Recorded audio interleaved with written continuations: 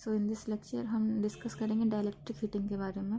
Induction heating में हमने देखा था कि वहाँ पर हीटिंग हमारे मेटेलिक मटेरियल्स थे, उनको हम हीट करने के लिए, उनको मेल्ट करने के लिए यूज़ कर रहे थे, मतलब सोल्डरिंग के लिए या ब्रेजिंग के लिए। बेसिकली मेटल को हम लोग क्या कर रहे थे, उसको मेल्ट कर रहे थे, फिर उसके थ्रू हम हीट कर रहे थे अकॉर्डिंग टू रिक्वायरमेंट। अगर हमें सोल्डरिंग करना है तो मेटल्स को हम क्या करते हैं, रिमूव करते हैं या फिर जोड़ते हैं।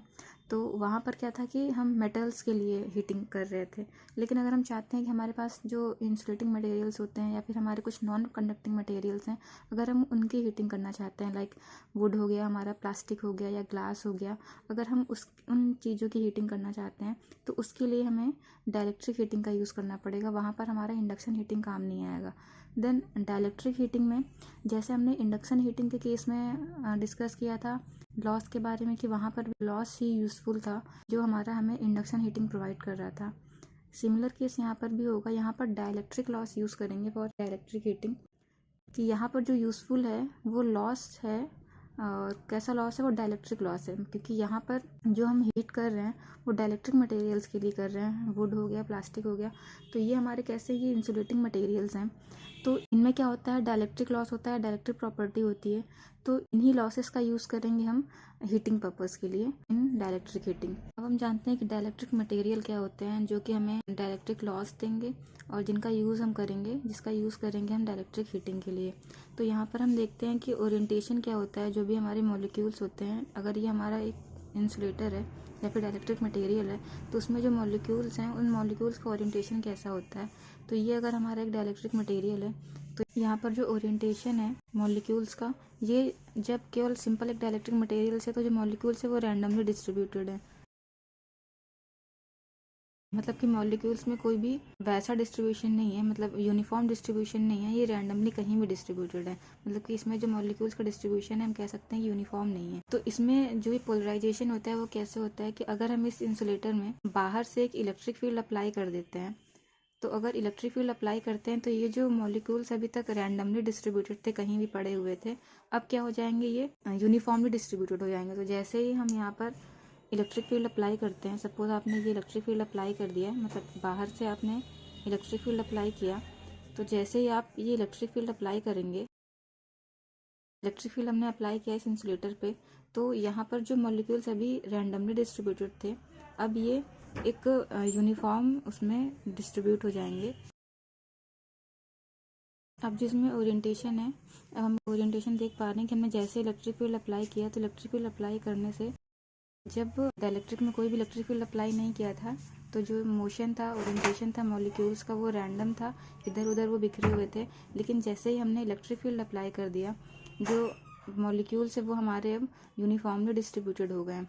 इसका मतलब क्या है कि अगर हम बाहर से इलेक्ट्रिक फील्ड अप्लाई कर रहे हैं डाइलेक्ट्रिक मटेरियल्स पे, तो यहाँ पर जो पोलराइजेशन हो रहा है वो यूनिफॉर्म पोलराइजेशन हो रहा है।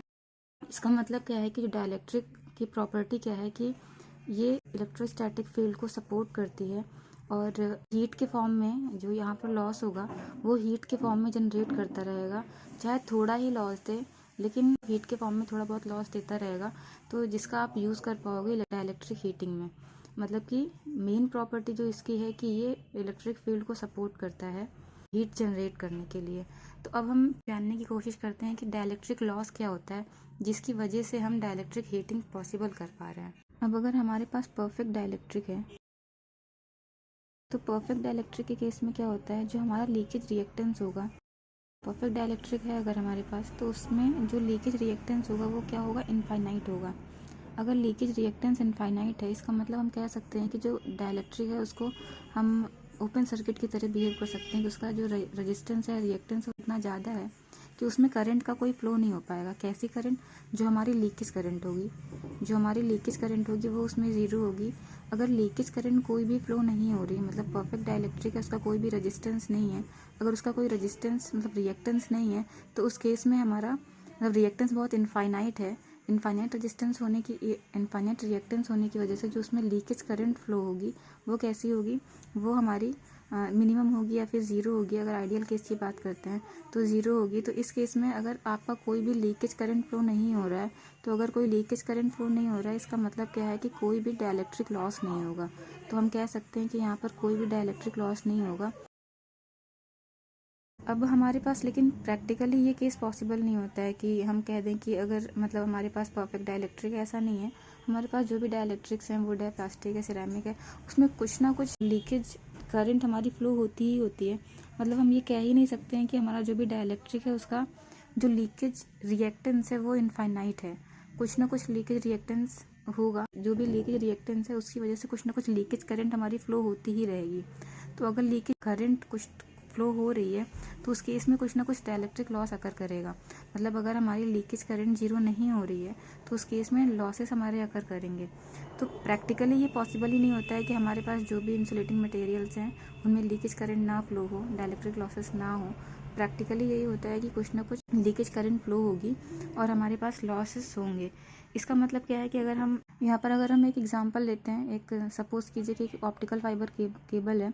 तो यहाँ पर क्या होता है, ऑप्टिकल फाइबर में क्या होता है कि ये जो हमारा इनर पार्ट होता है उसे हम कोर बोलते हैं। ये हमारा क्लैडिंग है, ये इसको जैकेट कह सकते हैं। मतलब क्या है कि ये जो हमारा ऑप्टिकल फाइबर होता है इसको हमने इसलिए एग्जांपल लिया है क्योंकि जो ऑप्टिकल फाइबर होता है आपका वो ग्लास मटेरियल का बना होता है। दैट मीन्स कि ये आपके डाइलेक्ट्रिक मटेरियल का बना होता है, इसलिए एग्जाम्पल लिया है। तो यहाँ पर ये देखिए कि ये जो आपका ऑप्टिकल फाइबर केबल है, अगर हम बोल रहे हैं कि ये आपका एक मेटेलिक मटेरियल है और ये वाला जो है ये भी एक मेटेलिक मटेरियल है और ये डाइलेक्ट्रिक मटेरियल है। तो जब ये आपका डाइलेक्ट्रिक मटेरियल है तो यहाँ पर देखिए कि दो मेटेलिक प्लेट्स के बीच में आपको दिखाई पड़ रहा है कि ये आपका एक डाइलेक्ट्रिक मटेरियल है। हम इसको दो मेटेलिक प्लेट इसलिए बोल रहे हैं, ये एक्चुअली बेसिकली बना तो ये आपका ग्लास से ही है, इंसुलेटिंग मटेरियल से ही। प्रीवियस में जैसे कि हमने डिस्कस किया था कि अभी डाइलेक्ट्रिक मटेरियल में हमारे पास जो भी मॉलिक्यूल्स थे, जो भी उनका ओरिएंटेशन था वो कैसा था, जब हमने कोई भी इलेक्ट्रिक फील्ड अप्लाई नहीं किया था तो वो रैंडमली डिस्ट्रीब्यूटेड थे कहीं पर भी। जैसे ही हमने इलेक्ट्रिक फील्ड अप्लाई किया तो वो यूनिफॉर्मली डिस्ट्रीब्यूटेड हो गए थे। अब जब आप बाहर से जो इलेक्ट्रिक फील्ड अप्लाई कर रहे हैं वो इलेक्ट्रिक फील्ड आप कैसे अप्लाई करेंगे, वो ऐसे ही अप्लाई करेंगे कि जो डाइलेक्ट्रिक मटेरियल है आपका उसको आप दो मेटेलिक प्लेट्स के बीच में रखिए। सपोज आपका ये डाइलेक्ट्रिक मटेरियल है, इस डाइलेक्ट्रिक मटेरियल को आप दो मेटेलिक प्लेट्स के बीच में रख दीजिए। ये देखिए डाइलेक्ट्रिक मटेरियल आपने रखा, ये आपके दो मेटेलिक प्लेट्स हैं। इन दोनों मेटेलिक प्लेट्स पर अब आप एक इलेक्ट्रिक फील्ड अप्लाई कर दीजिए बाहर से। तो मतलब ये क्या है, ये दोनों प्लेट्स क्या है, मीडियम का काम कर रहे हैं डाइलेक्ट्रिक मटेरियल को इलेक्ट्रिक फील्ड अप्लाई करने के लिए। तो इसीलिए हम यहाँ पर कह रहे हैं ये एक्चुअल में बने तो ग्लास से ही आपके ये जो दोनों लेयर्स हैं, कोर लेयर या फिर जैकेट लेयर, ये दोनों आपका बना ग्लास से ही है, लेकिन इसको हमने कवर कर दिया है एक मेटेलिक पार्ट से, जिससे कि हम इस पर बाहर से एक्सटर्नली इलेक्ट्रिक फील्ड अप्लाई कर सकें। क्योंकि हमारा जो पोलराइजेशन हो रहा है, मतलब जो रैंडम पोलराइजेशन कन्वर्ट होकर के हम यूनिफॉर्म पोलराइजेशन में मिल रहा है, वो कब मिल रहा है, जब हम एक्सटर्नल उस पर इलेक्ट्रिक फील्ड अप्लाई कर रहे हैं। और वो कैसे करेंगे, वो हम क्या करेंगे, दो मेटेलिक प्लेट्स के बीच में इंसुलेटिंग मटेरियल को प्लेस कर देंगे, उसके बाद हम बाहर से इलेक्ट्रिक फील्ड अप्लाई कर सकते हैं। तो इसीलिए यहाँ पर हम कह रहे हैं कि ये आपने क्या लिया है, ये है ऑप्टिकल फाइबर। इसके जो तीनों लेयर्स हैं, कोर, क्लैडिंग, जैकेट, तो इनके रिफ्रैक्टिव इंडेक्सेस अलग अलग होते हैं। तो अब देखिए कि यहाँ पर क्या है कि ये आपके दो मेटालिक प्लेट्स हो गए, आपने इनको बाहर से आपको क्या अप्लाई करना है, इलेक्ट्रिक फील्ड अप्लाई करना है। तो यहाँ पर आपने इसको मेटालिक कोटिंग कर दी है और जो बीच में है ये आपका ये क्या है, डाइलेक्ट्रिक की तरह बिहेव कर रहा है। तो अब आप देख पा रहे हो यहाँ पर कि इसको आप कह सकते हो कि हाँ, एक कैपेसिटर कहीं ना कहीं एक्ट करेगा। क्योंकि कैपेसिटेंस इफेक्ट क्या होता है कि अगर उसको कहीं पर भी चार्ज प्लेट्स ऐसी मिल रही हैं और अगर वो किसी डी डिस्टेंस से प्लेस्ड है तो वहाँ पर क्या होता है, आपका कैपेसिटेंस जनरेट हो जाता है। तो ये तो आपका था कि ऑप्टिकल फाइबर का केस था। अगर आप दूसरा केस ले लीजिए, दो प्लेट्स ही ले लीजिए आप, ये आपकी दो प्लेट्स हो गई और ये दो प्लेट्स आपकी कैसी हैं, ये डी डिस्टेंस पर प्लेस्ड हैं। दो प्लेट्स आपने ली, डी डिस्टेंस पर प्लेस्ड हैं, इन पर आप बाहर से इलेक्ट्रिक फील्ड अप्लाई कीजिए। तो अब आप देखिएगा ये जो प्लेट्स है इनका कुछ ना कुछ एरिया होगा और ये डी डिस्टेंस पर प्लेस्ड है आपस में। तो यहाँ पर आप कह सकते हो कि एक कैपेसिटेंस जनरेट हो जाएगा या फिर कैपेसिटेंस प्रोड्यूस होगा, which is equal to epsilon A by D से, ए बाई डी। तो यहाँ पर ये क्या है, कैपेसिटेंस जनरेट हो रहा है, ये आपका कैपेसिटर ही है एक तरीके से। यहाँ पर ये जो आपका डिस्टेंस है, यहाँ पर आपका क्या है, डाइलेक्ट्रिक मटेरियल है। मतलब जो आपने इन दोनों प्लेट्स को क्या किया है, प्लेस्ड किया है डी डिस्टेंस पर। तो उन दोनों इस डिस्टेंस पर आपके पास कुछ ना कुछ आप मटेरियल भरोगे, ये क्या होगा, आपका डाइलेक्ट्रिक मटेरियल होगा।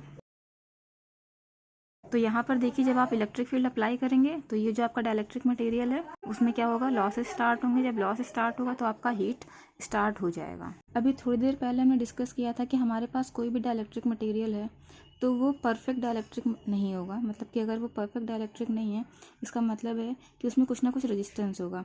अगर उसका कुछ ना कुछ रेजिस्टेंस है, इसका मतलब कि वहाँ पर लीकेज करंट फ्लो होगा। मतलब कि अगर रेजिस्टेंस अगर आपका इनफाइनाइट है, उस केस में आपका लीकेज करंट क्या होगा, 0 होगा, अगर रेजिस्टेंस इनफाइनाइट है तो। लेकिन परफेक्ट डाइलेक्ट्रिक हमारे पास है ही नहीं।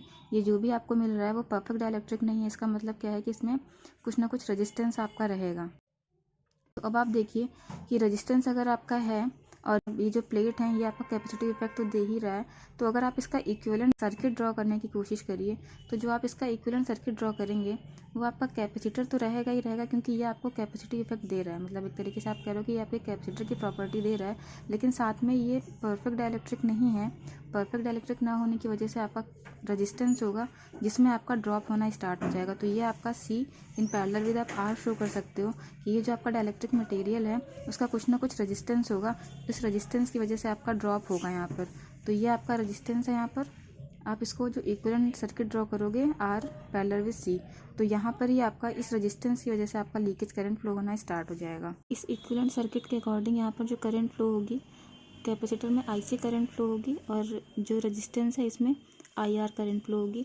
अब अगर आप इसका फेजर डायग्राम ड्रॉ करो तो रियल एक्सिस पे आपके पास क्या हो जाएगा, जो रियल करंट होगी वो फ्लो होगी। या अगर आपका रियल एक्सिस है तो यहाँ पर आपके पास IR फ्लो होगी और यहाँ पर आपको इमेजिनरी टर्म भी मिलेगा। तो यहाँ पर आपका ये जो एक्सिस है वो कैसी है, ये इमेजिनरी एक्सिस है, तो यहाँ पर आपको IC करंट मिलेगा।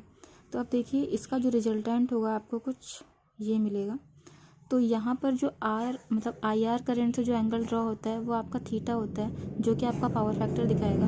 और ये जो आपका एंगल है IC और रिजल्टेंट के बीच में जो आपका, इसको आप आई रखिए रिजल्टेंट करंट, तो जो रिजल्टेंट करंट और कैपेसिटिव करंट के बीच में जो आपका एंगल बनेगा उसको आप डेल्टा बोलेंगे। और यही आपका लॉस एंगल शो करता है कि कितना आपका लॉस हो रहा है डाइलेक्ट्रिक मटेरियल में। तो जितना ज़्यादा लॉस मतलब जितना एंगल आपका बढ़ेगा आपका लॉस क्या होगा, बढ़ेगा, और जितना एंगल आपका कम रहेगा उतना ही लॉस आपका कम रहेगा। तो यहाँ से हम कह सकते हैं कि ये जो आपका डेल्टा है ये क्या है, लॉस एंगल है, और कॉस थीटा क्या होता है, पावर फैक्टर होता है। तो लॉस एंगल को हम, जो लॉस एंगल होता है हमारा डेल्टा, उसको हम टैन डेल्टा से डिनोट करते हैं। इसका जो रिलेशन होता है delta is equal to tan delta होता है। तो यहाँ से अब आप देखिए अगर इस डायग्राम से टैन डेल्टा फाइंड करें हम, तो यहाँ से हमारा टैन डेल्टा क्या निकलेगा, यहाँ से अगर हम टैन डेल्टा फाइंड करें तो हमारा क्या निकल आएगा, IR अपॉन IC। तो अब देखिए IR अपॉन IC आपका टैन डेल्टा, यहाँ से आप फाइंड आउट कर सकते हो कि IR ये क्या है, आपका IR है, तो IR अपॉन IC आपका क्या हो जाएगा, टैन डेल्टा हो जाएगा। अब आप IR की वैल्यू जानते हो कि अगर आपने बाहर से इलेक्ट्रिक फील्ड अप्लाई किया हुआ है V, मतलब V इलेक्ट्रिक फील्ड अगर आपने अप्लाई किया हुआ है तो यहाँ से जो आपका IR निकल आएगा वो क्या निकल आएगा, V अपॉन R, और आपका जो IC निकलेगा वो क्या निकलेगा, V अपॉन XC। ठीक, ये आपका IR और ये आपका IC। यहाँ से अगर आप इसको V अपॉन R और अगर आप यहाँ पर XC की वैल्यू पुट कर दो तो ये क्या हो जाएगा, V upon 1 upon omega C। तो अब आप इसको क्या लिख सकते हो, V upon R upon V omega C, और यहाँ से आप इसको लिख सकते हो V upon R omega C into V। V भी क्या हो जाएगा आपका, कैंसिल हो जाएगा। तो आपका जो टैन डेल्टा निकल के आ रहा है वो क्या निकल के आ रहा है, 1 अपॉन R ओमेगा C। यहाँ से आपने टैन डेल्टा फाइंड आउट कर लिया है कि आपका जो टैन डेल्टा निकल के आ रहा है वो क्या निकल के आ रहा है, 1 अपॉन R ओमेगा C। अगर आप यहाँ से R की वैल्यू फाइंड आउट करो तो आपका R क्या निकल के आएगा, 1 upon omega C tan delta. तो यहाँ से आप R की वैल्यू फाइंड आउट कर सकते हो। R की वैल्यू आपने फाइंड आउट कर ली, 1 upon omega C tan delta. R की वैल्यू हम इसलिए फाइंड आउट कर रहे हैं क्योंकि यही वो कंपोनेंट है जो हमें लॉस दे रहा है। हमें क्योंकि लॉस ही तो यहाँ पर चाहिए और लॉस कंपोनेंट हमें निकालना होगा, तो इसलिए हम R की वैल्यू फाइंड आउट कर रहे हैं। तो R जो हमारा निकला है वो क्या निकला है, 1 upon omega C tan delta. तो अगर हम अब पावर निकालने की कोशिश करें जो कि हमारी डेसिपेटेड पावर होगी, P इज इक्वल टू क्या हो जाएगा, V²/R। यहाँ से हम R की वैल्यू अगर पुट कर दें, यहाँ पे आप R की वैल्यू पुट करोगे तो 1 upon omega C tan delta होगा, और ये 1 अपॉन ओमेगा C जब ऊपर जाएगा तो ये क्या हो जाएगा, V² omega C tan delta. तो जो आपका पावर निकल के आ रहा है वो निकल के आ रहा है v² omega c tan delta. मतलब कि जो डिसिपेटेड पावर है वो स्क्वायर ऑफ वोल्टेज के ऊपर डिपेंड कर रहा है, और आपका जो tan डेल्टा है उस एंगल है मतलब डेल्टा, उस पर भी आपका डिसिपेटेड पावर डिपेंड कर रहा है। अगर यहाँ ओमेगा की वैल्यू पुट कर देते हैं तो p power is equal to क्या हो जाएगा v² 2πf c into tan delta. अब यहाँ पर आप देखिए कि आपका 2π और c और tan डेल्टा क्या है, वो आपका कांस्टेंट है। तो अगर आप कांस्टेंट को हटा दीजिए, अगर हम कांस्टेंट को कंसीडर नहीं कर रहे हैं, तो हम देख रहे हैं कि जो हमारा पावर है वो वोल्टेज के स्क्वायर पर और फ्रिक्वेंसी पर डिपेंड कर रहा है। जो हम हाई फ्रिक्वेंसी अप्लाई कर रहे हैं उस पर ही हमारा डिसिपेटेड पावर डिपेंड कर रहा है। तो ये जो आपका हीट जनरेट हुआ है, मतलब ये जो पावर डिसिपेट हो रहा है वो in the form of heat ही होगा। इसका मतलब क्या है कि अगर आपका पावर जितना डिसिपेट हो रहा है उसी के अकॉर्डिंग आपका हीट जनरेट हो रहा है। तो ये जो आपका हीट जनरेट हुआ है वो यहाँ से square of voltage multiplied by frequency के प्रोपोर्शनल है। मतलब जितना हमें हीटिंग चाहिए उसके अकॉर्डिंग हमारा फ्रिक्वेंसी भी हाई होना चाहिए, और जो वोल्टेज रेंज है वो वोल्टेज रेंज भी हाई होना चाहिए। फ्रिक्वेंसी का जो हमारे पास रेंज होता है, मतलब डाइलेक्ट्रिक हीटिंग के केस में जो फ्रिक्वेंसी का जो हमारा रेंज होगा वो 10 मेगाहर्ट्ज़ से 40 मेगाहर्ट्ज़ के आसपास होता है। मतलब कि डाइलेक्ट्रिक हीटिंग के केस में जो हमारा फ्रिक्वेंसी का रेंज है वो 10 मेगाहर्ट्ज़ से 40 मेगाहर्ट्ज़, और जो वोल्टेज का रेंज है वो 500 वोल्ट से 3000 वोल्ट की रेंज होती है हमारी वोल्टेज और फ्रिक्वेंसी की रेंज। तो ये देखिए आप, ये बहुत ही हाई है। उसके बाद वोल्टेज तो इतना मतलब 500 से 3000 वोल्ट है। उसके अकॉर्डिंग आप देखिए कि स्क्वायर ऑफ वोल्टेज है। इसका मतलब क्या है कि वोल्टेज बहुत हाई वोल्टेज के लिए हम इसको यूज़ कर रहे हैं। मतलब कि बहुत ही हाई इलेक्ट्रिक फील्ड को ये सपोर्ट करेगा। जो आपका डाइलेक्ट्रिक मटेरियल है बहुत ही हाई इलेक्ट्रिक फील्ड को सपोर्ट कर सकता है। और फ्रिक्वेंसी हम हाई फ्रिक्वेंसी के लिए ही डाइलेक्ट्रिक हीटिंग यूज़ की जाती है 10 मेगाहर्ट्ज़ टू 40 मेगाहर्ट्ज़ के आसपास। डाइलेक्ट्रिक हीटिंग का एडवांटेज है कि इसमें कोई भी फ्लेम या फिर आग अपीयर नहीं होती है। जब हम लोग डाइलेक्ट्रिक हीटिंग करते हैं तो उस दौरान कोई भी आपको फ्लेम का अपीयरेंस नहीं दिखाई पड़ेगा। सेकंड है कि due to high frequency heating would be faster. High frequency बहुत होती है, हमने देखा है कि 10 मेगाहर्ट्ज़ से 40 मेगाहर्ट्ज़ की रेंज होती है फ्रिक्वेंसी की। मतलब डाइलेक्ट्रिक हीटिंग हम लोग हाई फ्रिक्वेंसी के लिए यूज़ करते हैं, इसीलिए हम कहते हैं कि हम डाइलेक्ट्रिक हीटिंग को रेडियो फ्रिक्वेंसी हीटिंग भी बोलते हैं, क्योंकि बहुत ही हाई फ्रिक्वेंसी हम यूज़ करते हैं। तो हाई फ्रिक्वेंसी होने की वजह से जो हीटिंग होता है, मतलब हीट जो आपका ऑब्जेक्ट जो भी है वो बहुत ही फास्ट हीट करेगा। आपका बहुत फास्ट होता है डाइलेक्ट्रिक हीटिंग के केस में। नेक्स्ट है heating can be stopped immediately. और अगर आप चाहते हो कि मतलब हीटिंग तो आपका बहुत ही फास्ट हो रहा है कि आपने जैसे ही वोल्टेज अप्लाई किया, इलेक्ट्रिक फील्ड अप्लाई किया, आपका ऑब्जेक्ट हीट करना स्टार्ट कर देगा। मतलब बहुत ही फास्ट रिस्पांस था। उसी की तरह जो आपका हीटिंग है, अगर आप उसको स्टॉप करना चाहते हो, आप चाहते हो कि आपका हीटिंग तुरंत बंद हो जाए, तो जैसे ही आप इलेक्ट्रिक फील्ड हटाओगे आपका हीटिंग क्या हो जाएगा, मतलब तुरंत वो स्टॉप हो जाएगा। इसका मतलब क्या है कि आपका जो ऑब्जेक्ट है वो उतनी जल्दी आपका क्या करेगा, कूल हो जाएगा, मतलब ठंडा हो जाएगा। जितनी जल्दी वो हीट हुआ था, जैसे और जो हमारे पास मेथड है हीटिंग की, उसमें क्या होता है कि अगर ऑब्जेक्ट आपका हीट हो गया तो उसको कूल होने में बहुत टाइम लगता है। लेकिन डाइलेक्ट्रिक हीटिंग के केस में क्या होता है कि आपका ऑब्जेक्ट अगर हीट हो गया है, मतलब एक तो हीट बहुत जल्दी होगा, रिस्पांस बहुत फास्ट है, तो जैसे ही हाई फ्रिक्वेंसी अप्लाई हुई, हाई फ्रिक्वेंसी की वजह से हीट बहुत जल्दी होगा, और जैसे ही आप हाई फ्रिक्वेंसी हटा रहे हो या फिर आप इलेक्ट्रिक फील्ड हटा रहे हो, तो जो आपका ऑब्जेक्ट है वो बहुत ही जल्दी ठंडा हो जाएगा, बहुत ही जल्दी कूल हो जाएगा। नेक्स्ट है यूनिफॉर्म हीटिंग। हमने देखा था कि जो हमारे मॉलिक्यूल्स थे वो कैसे थे, जब हमने इलेक्ट्रिक फील्ड अप्लाई नहीं किया था तो रैंडमली इधर उधर फैले हुए थे। लेकिन जैसे हमने इलेक्ट्रिक फील्ड अप्लाई किया तो इलेक्ट्रिक फील्ड अप्लाई करते ही हमारा जो मॉलिक्यूल्स थे वो एक यूनिफॉर्म डिस्ट्रीब्यूशन हो गया। तो इसीलिए उन मॉलिक्यूल्स के यूनिफॉर्म डिस्ट्रीब्यूशन की वजह से ही जो हमारा हीट होगा वो बहुत ही यूनिफॉर्म हीट रहेगा। अब नेक्स्ट है कि plastic and wooden product can be safely heated. Dielectric heating हम यूज़ ही कर रहे हैं इंसुलेटिंग मटेरियल्स के लिए, तो बहुत ही ईजिली और बहुत ही सेफ तरीके से हम प्लास्टिक और वुडन प्रोडक्ट को हीट कर सकते हैं। नेक्स्ट डीमेरिट क्या होते हैं डाइलेक्ट्रिक हीटिंग के। एक तो ये बहुत ही कॉस्टली होता है और इसकी जो एफिशिएंसी होती है वो केवल 50% ही होती है। और एप्लीकेशन डाइलेक्ट्रिक हीटिंग के जो एप्लीकेशंस हैं, बेकिंग में यूज़ करते हैं, मतलब फूड इंडस्ट्री में हम लोग यूज़ कर सकते हैं पॉपकॉर्न और चॉकलेट्स बनाने के लिए। रबर इंडस्ट्री में यूज़ कर सकते हैं। और अगर कोई ऑयल है, ऑयल में जो मॉइस्चर प्रेजेंट होता है उन मॉइस्चर्स को हटाने के लिए हम लोग डाइलेक्ट्रिक हीटिंग का यूज़ करते हैं।